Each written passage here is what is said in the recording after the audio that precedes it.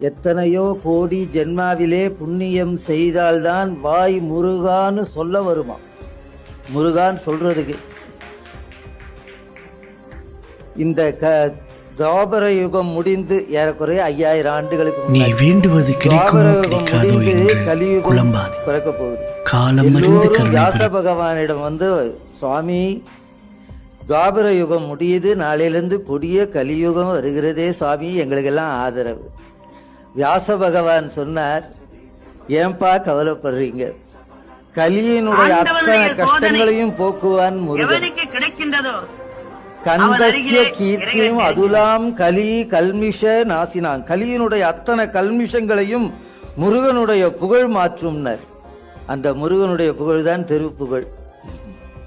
திருப்புகழ்கிற அந்த பேரு அருணகிரியார் வைக்கல. எங்க பெரியப்பா பழைய நூல் எழுதியிருக்கார், வாரியார் அறிவுரை அமுது.